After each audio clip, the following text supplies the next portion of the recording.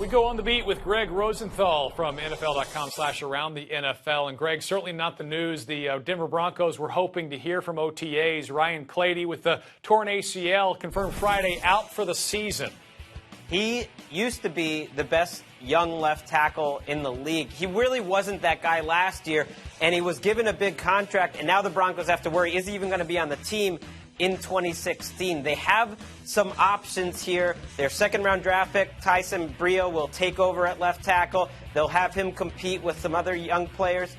I really believe, though, Clady will not be on the Broncos next season. The one good thing for the Broncos, he really wasn't the top player a year ago, so it's not like they're replacing an all-pro anymore. Yeah, you just never like to see this kind of thing happen in OTAs. You like consistency along your line, especially when you were installing a new offense, and an offense that Emmanuel Sanders expects to be very different for Broncos fans in 2015 than it's been recently with Peyton Manning.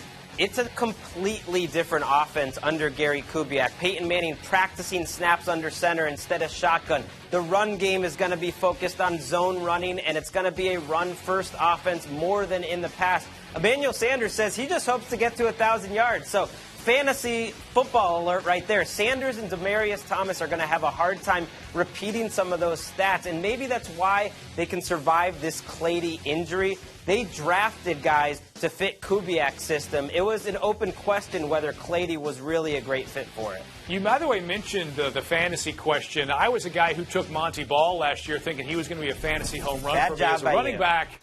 Let's look at the running back stable for the Broncos and how you think that'll shape up this year. Well, where did you finish in your league, Mark? Let's just say I didn't win. Monty Ball was not helping you out, and this year I think C.J. Anderson could be this year's Monty Ball. I see people taking him in the top 10, for 20 picks.